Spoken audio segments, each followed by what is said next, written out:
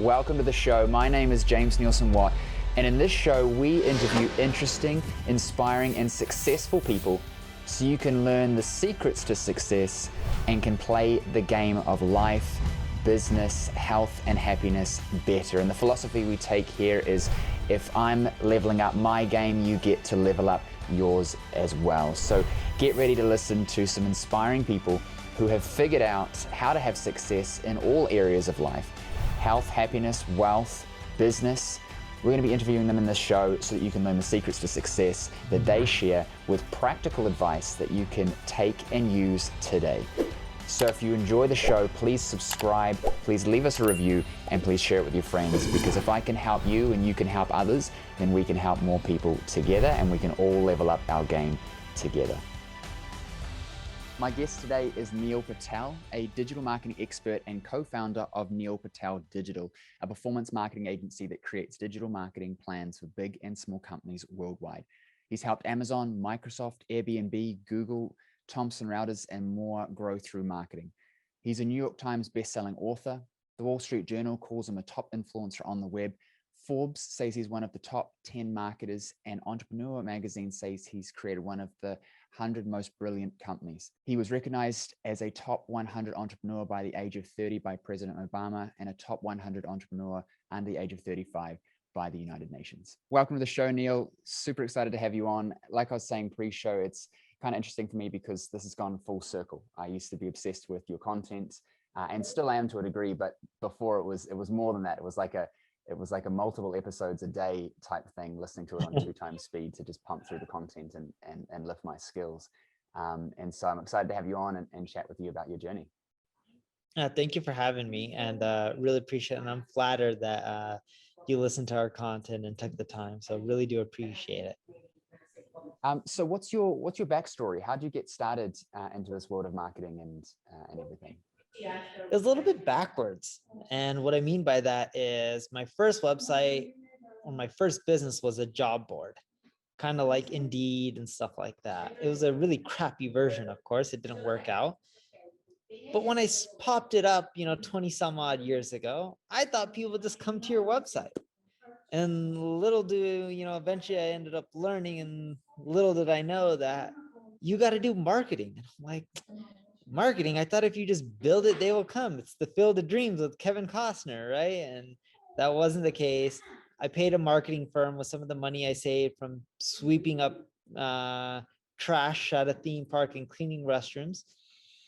And I got no results, and eventually I had to learn it on my own and just do it. And I got decently good at it.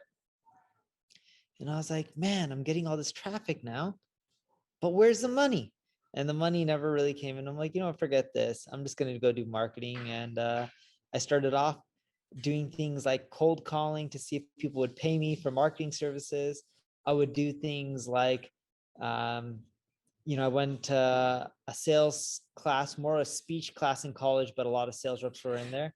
And I talked to them about marketing, and, one of them gave me a job. Didn't know if it was going to work, but I got lucky and did little things like that and started getting paid as a consultant. That's how I got my start.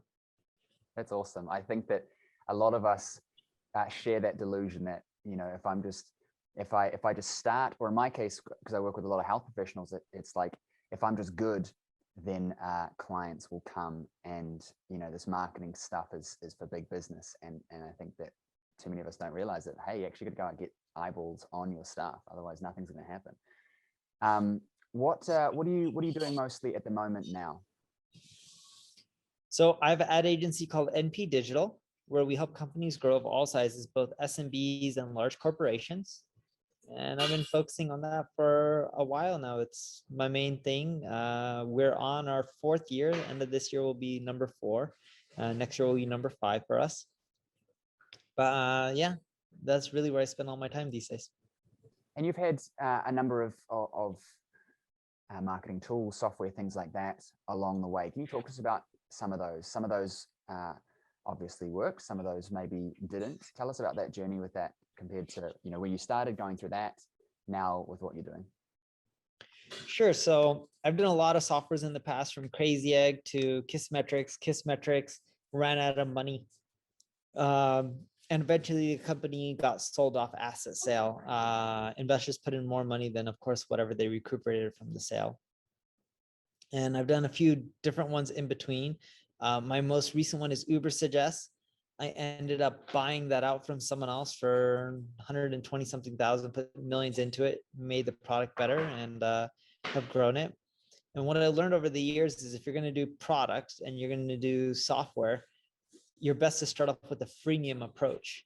The cost to acquire customers are just so expensive these days from Google AdWords and Facebook that you're just better off just straight up going out there and being like, hey, I'm going to go and try to, give away something for free because I can acquire users way cheaper.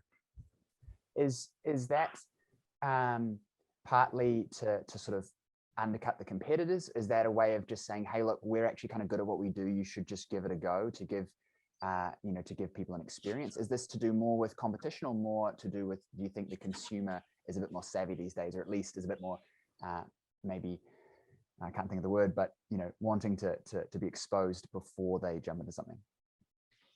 The model with freemium is a little bit of everything. Helps undercut the competition, helps create that virality, helps give customers the confidence in you because they're savvy and they're like, hey, let's give this a little bit of try. And it's cheaper than advertising. So when you look at all those main points, you're just like, all right, this is making sense now. Yeah, it makes sense.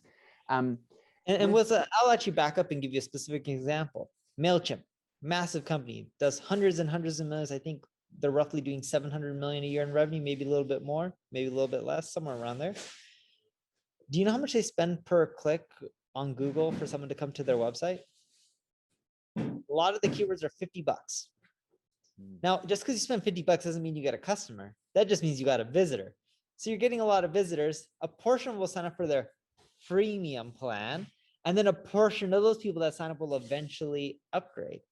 It's a very expensive model. It's easier to just give away more for free to get the users than have to pay to acquire the visitor.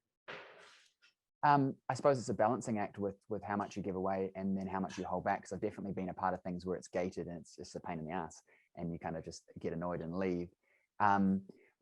With sort of knowing the numbers like that, obviously we can assume that they know what they're doing to some degree. Maybe not as much as we might like to think they are, but we can assume that they know what they're doing. And so when we're looking at the numbers, you think we're paying $50 a click. MailChimp's not that expensive in the lower brackets. Like, what's going on? How does that work? Talk to us about knowing your customer value and your break-even point and things like that, because I think a lot of people don't get this in any business. It's so important to understand the numbers. Yeah, so you're pretty much asking, what is my numbers on the break-even point, or how do we look? Like, how do you look at it? Because with MailChimp, if they're paying $50 a click, and even if they're converting 1 in 3 clicks, like that's still a lot of money to get a customer for a low payment per month. And it is profitable, or else they wouldn't be doing this, at least from an LTV perspective or branding perspective. But the way we think about it is it profitable and is it scalable? And if it is, you should do it. MailChimp has the best of both worlds because they have freemium. They're also doing paid, because once you're a big enough company, might as well just tack it all on and get as much as possible. But the way we look at it is just basic black and white. Does it provide an ROI with any form of acquisition, whether it's giving away more product for free or paid advertising? Does it provide an ROI? If you can generate the ROI, great, do more of it. If it doesn't, then don't do more of it. It's that simple. What are you doing right now to track that as accurately as possible? I know that attribution is kind of the holy grail with marketing, right? Knowing where stuff's come from, first touch, last touch, etc. And it gets complex when you dig into it. What are you doing to track all of that? And especially when it's not like paid advertising, or it's maybe a little more obvious, but something where you're giving away content, for example, you're investing in content marketing. How do you track to know, hey, this is producing in the way that I think it is and want it to? So using any analytics tool, you can even use a free one like Google Analytics. Some of them only allow first touch, some of them only allow last touch. But let's say you take whatever default solution that some of the providers have, that whatever you're using, if you can just make it profitable from a conversion standpoint, you're good to go. So we know from our ad agency, NP Digital, we know what a lead is worth. And we spend time, money on staff and marketing, time on content, stuff like that. So we know our rough costs on a monthly basis. We look at how many leads we collect. If it's profitable, great, spend more money. If it's not profitable, cut it back. we really look at it just black and white like that. Now, in some things in marketing, you do have to put the investment in, so you may not get the return right away. But if you're seeing the trajectory and you know that the potential is there, we'll burn the money to eventually get to where we want. Okay, so some of it's sort of assumption based, and some of it is like if you had a piece of content that had an opt-in on it, and you just tracked leads that came from that content, then it's kind of obvious, I assume. But say, for example, with well, not even, because you can see where they first came into your website, what page, and then if they came into a lead somewhere else on the site, or if they ended up buying. And then you can also look at it, did they end up coming back and purchase in the future? And we use like the Kissmetrics analytics solution, even though I don't own the company anymore. That helps us with first touch, last touch attribution as well. So then as long as, if it's profitable on both those metrics, then you're really golden. Yeah. And so for our listeners to make sense of that, when you said that you're tracking the black and white, you're basically saying I made $100 from 5 leads, and so if I divide them, each lead is $20. So as long as my cost per acquisition of a lead is lower than $20, then I'm profitable. Is that, or have I butchered it? Very similar. We do take into account our costs. So let's keep the numbers even simpler. If a customer is worth $1,000 to me, and my profit on it is 100, and it takes me 5 leads to get to that, 5 leads to close one customer. And I'm like, all right, $100. So if I'm spending $20 a lead, I'm breaking even. If I can get it to $10, I'm making some profit. Yeah. Okay. That makes sense.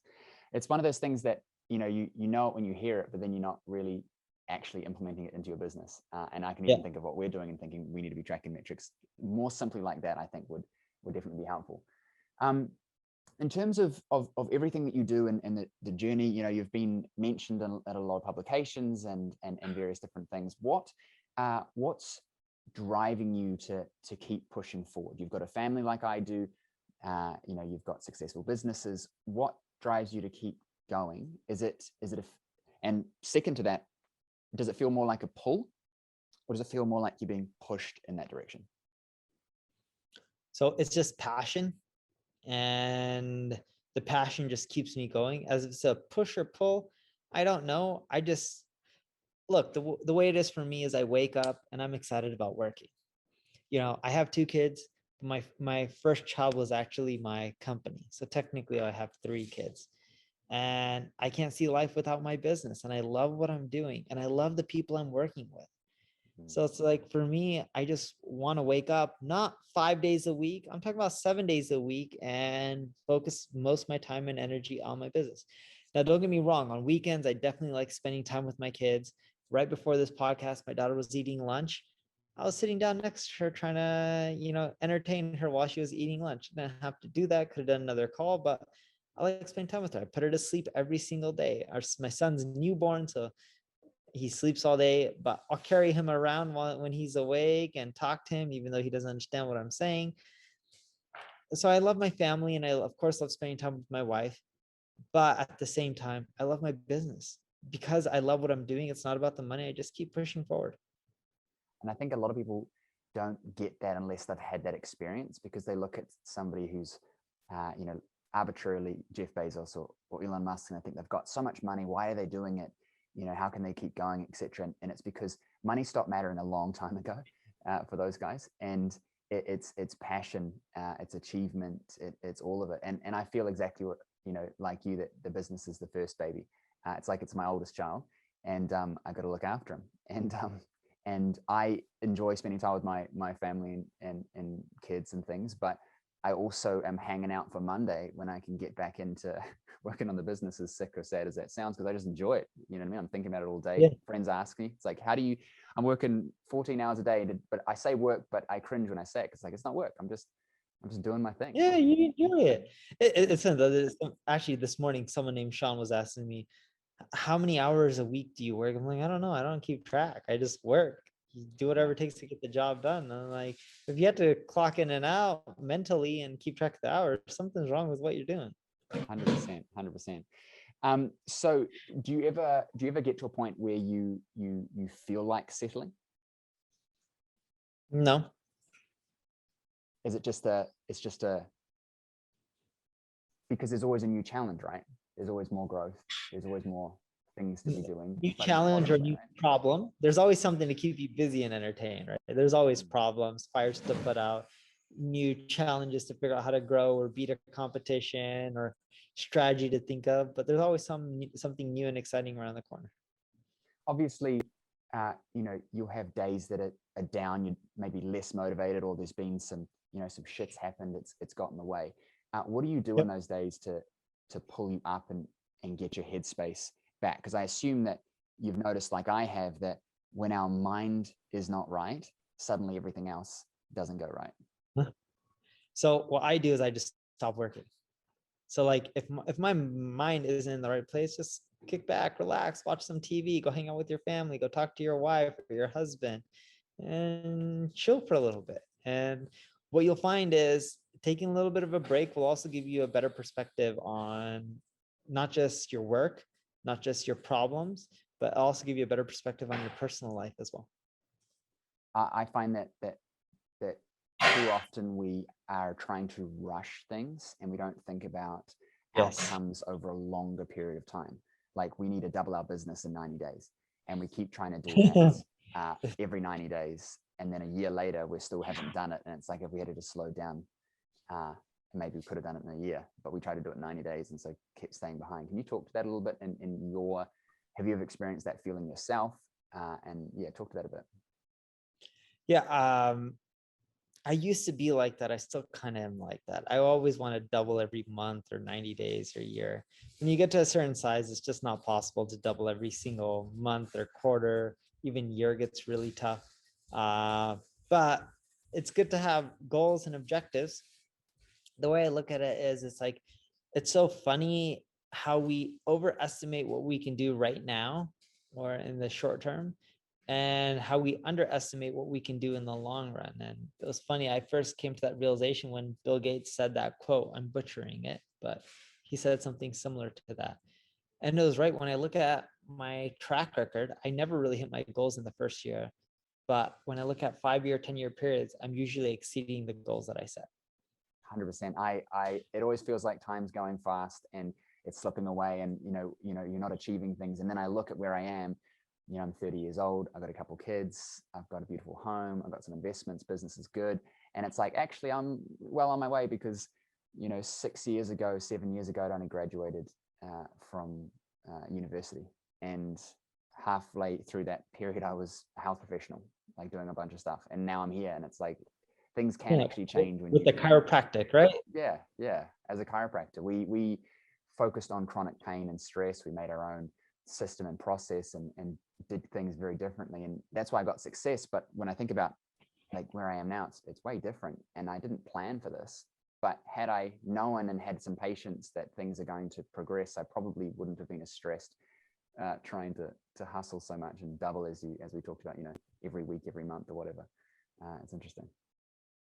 What's funny is I love cracking my own neck, although I'm not the best at it. And I know you're not supposed to do it. What I'm really waiting for is my 2-year-old to gain some weight. So when she walks on my back, then I start getting the cracks.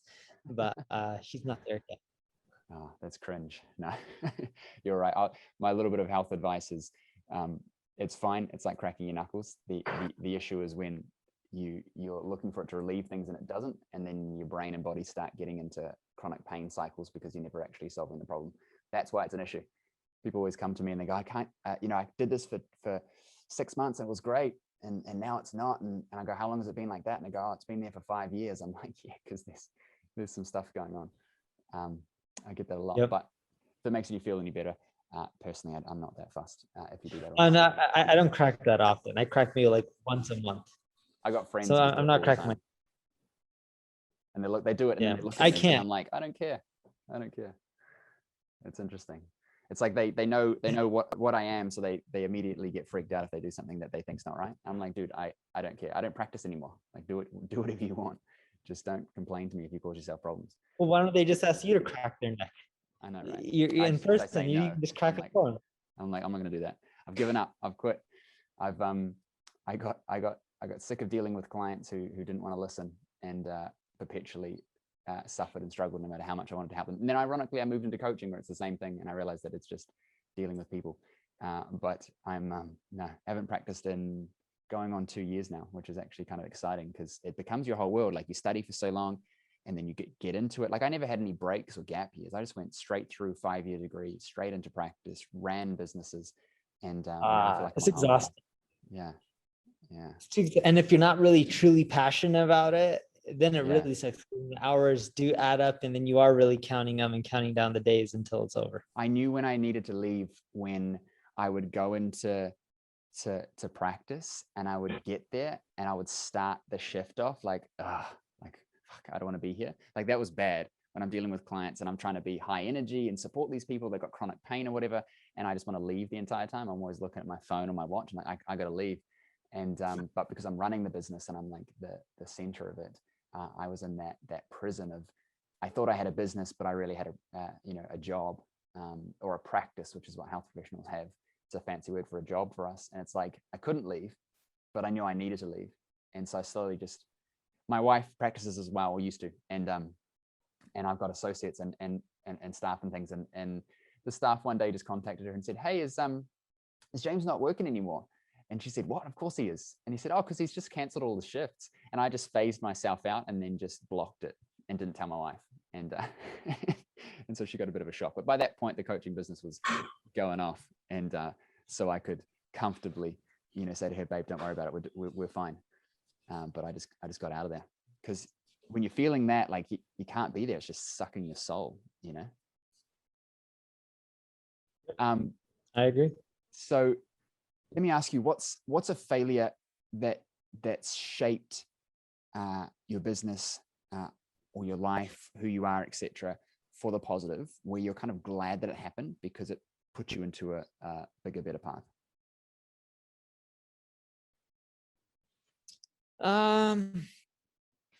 That's a tough one. I can't recall one moment where something happened and put me in a better light. I was always pissed off when something didn't go the way I wanted. But I will have to say this. The biggest thing that I've learned over the years that's really helped me is I've done one too many businesses, and I've had some failures. I've had some successes. Luckily, the successes I made up for the failures. But going back into everything now, the two biggest lessons that I've really learned, which were really hard for me as entrepreneurs, one was focus, just keep doing the same thing over and over again.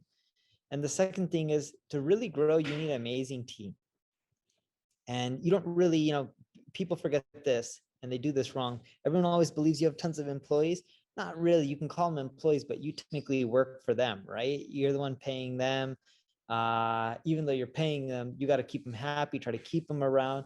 You're, in essence, you're working for them. But what I've learned is, one, focus, and two, with your employees, hire amazing people. And that's easier said than done, because people just look at LinkedIn and like, oh yeah, you're good. I checked some references. You're great. Like, when I say people who are amazing, I mean people who work for your competitors or multiple competitors. They stay at those jobs for a long time. They continually climbed in the ranks at that company, which means that they saw value in those people and they did exactly what you're hiring for, not a deviation of it. I'm talking about exactly, because if they've done it like 2 times successfully before, chances are they'll do it a 3rd time successfully for you. I like that. Find somebody who's doing well somewhere else and then go and poach them. That's the best way, because obviously they've invested in developing the person. They've gone through that struggle that a lot of us face when bringing on people.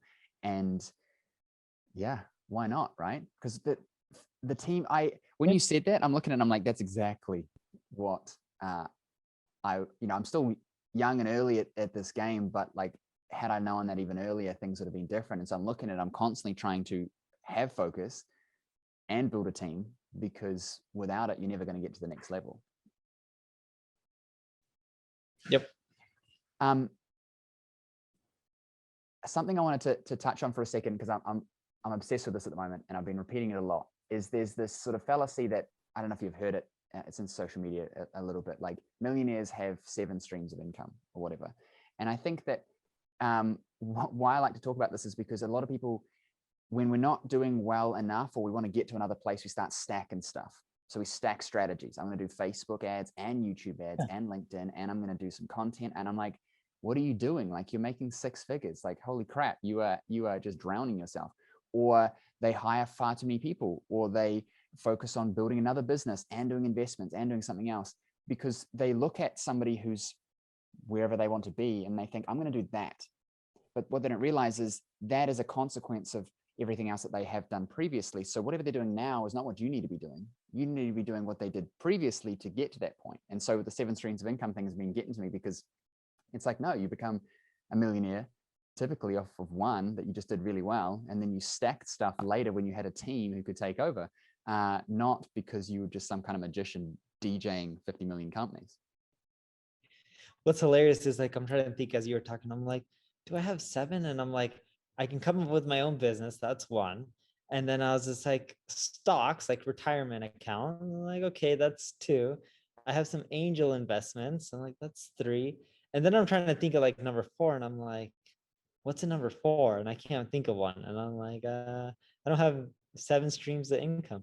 Yeah. But old you had a lot of stuff, right? Like you said, you had the Yeah, software, the I different made way less money and I had way more. 7 is an understatement. Back then, sometimes I had like 15, 20. Like, look at all these things that I do. And I'm like, it's hilarious. When you know someone does one too many things, chances are they're not making that much money.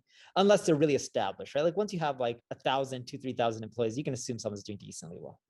Yeah, like Tony Robbins, I was at his conference, one of his conferences recently, and he talked about how he's got like 50 companies or whatever, but he's only running a few of them. And when we say running, it's like he's a part of decision making, but it's not like he's doing everything in all of them, because he's also traveling all over the world running multiple seminars, things like that. He's got a solid team that oversees things, and he's coming in and sharing with that team. But it's not like he's the leader of the company in it running everything, because that just wouldn't work. Your head would explode. But when you have a formula, you can apply the formula and then have someone manage it and then just rinse and repeat. But that's at another level, because like you said, you've got 2,000 employees, you got some serious stuff going on. Not it's you and you're making 6 figures and trying to have 5 companies to scale to 1 million. Like, you're going to break yourself. With feeling drive and focus and clarity and understanding for yourself that, hey, I'm in this because I enjoy it. And I've started to let go of some stuff and focus more and build a team. What's some advice that you can give to people who are stuck where they're doing too many things because they think they need to? Because I'm making 100 grand here, and so if I just do another one of those, I'll be making 200 grand. And this mentality of short-term tactics over long-term plans or strategy, whatever. What's your advice for them to get more clarity, get more drive? Like, how can we learn? I suppose I'm kind of answering myself really, but like, how can we learn from others to just not make their mistakes instead of constantly trying to learn from our mistakes so we can get to where we want to go faster?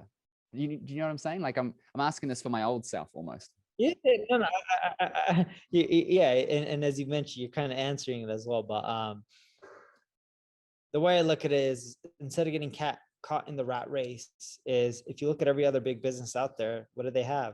Tons of staff. You have no choice but to delegate and to have other people who are better than you at specific things if you really want to grow. And that stacking model is tedious. It doesn't work. All you're going to do is just, work yourself to death. And what I recommend is picking big TAMs, because if you're stuck at 100, the chances are either you don't know what you're doing, you need more help in specific areas, or you're in a really small TAM, total addressable market, where it's hard to actually get to the numbers that you want because people don't spend much in your space. 100%. If I'm looking at how can I grow the number of eyeballs on my stuff, get more leads, etc., and I'm starting fresh in 2021, right? July at the moment. What should I be focusing on? Your experience on a lot of different things. There's YouTube search stuff, there's YouTube ads, there's Facebook. Yep. What would your advice be to someone like me saying, hey, I want to get more leads? Naturally, what you're good at. That's what you should focus on. So some people tell me like, oh, should I create the videos or should I blog or do podcasts? And I'm like, what are you naturally better at? If you enjoy writing more, write. If you enjoy creating videos, upload the videos to YouTube and TikTok and Instagram and Facebook and LinkedIn. You enjoy podcasting, do the podcast side. Do whatever you want, or you can do a mixture of all of them. Or if you prefer paid ads because you're really good at it, just do the paid ads. If you're good at nothing, try a little bit of everything and figure out what you're the best at and focus on that channel first.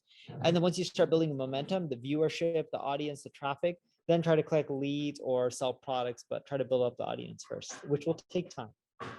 I love that answer, because everyone's looking for, the golden goose that's going to give them everything. And it's like they all can be, and they can simultaneously, none of them can be if you don't stick to it. And I think that's what I'm taking from it, right? If especially if we're doing an organic thing, it's like, pick one that you can just do forever. Like I like talking, and so podcasts work for me. But I hate writing, so trying to create written content is probably going to be a terrible idea, because I'm just going to hate it really quickly, and that will defeat the purpose of any of it, because you just got to be consistent over time. Let me ask you this last question to wrap it up. What's the most important thing that you've ever learned? The most important thing I've learned personally or in business? Either or. The most important thing overall. The most important thing I learned is just life is short. And I didn't really realize that until I had a family, not marriage. I was married, but then when I started having kids. And it was funny. I remember when I was having one of my first kid, someone was like trying to be like, give me money and all this, and trying to sue me. And I've dealt with frivolous lawsuits, and you have lawyers, and the bigger you get, the more of those you have. At this point, I don't even see them anymore, because we just have lawyers on staff that just deal with it. And then it's funny, when you send them a response, people just stop. Like I've had everything from me buying a company from someone with a contract. I end up making the company do really well, and after they're like, oh, you owe me more money. I'm like, but your contract says this, and I paid you the money up front, and you didn't have an issue 3-4 years ago, and now I made millions from it. Now you got an issue. That's not my problem, right? But like literally, when I say frivolous, like literally frivolous, and that stuff used to bother me. And then when I had my first kid, I realized, holding my first child, I'm like, life is short.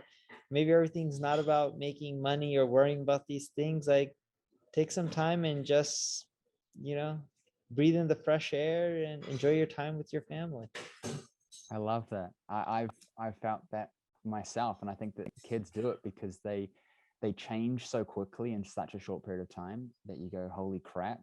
You like, I never realized progression of time until I had kids. People talk about not having free time, and I'm like, you don't have kids, you don't know what you're talking about.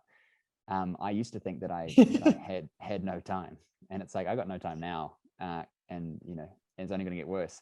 But not only that, like, they just grow so quickly that you've got this lump that just feeds and craps and sleeps, and now he's talking to me, and I'm like, he's going to be starting school real soon, and then he's going to be moving out, and my life's just flashing before my eyes, and I'm like, holy crap, I need to focus on being more present. Yeah. But I learned that too with business, that you just let go of stuff you care about less, because it doesn't matter, because life's short. I love that. It's so good. Thank you so much for coming on the show. I really appreciate you. Let's do a little plug here for people listening to check you out. Where can they go to find out more about you? I blog everywhere at neilpatel.com, and my ad agency is NP Digital. And one day I got to come to New Zealand, and we'll have to drink some coffee or meet up.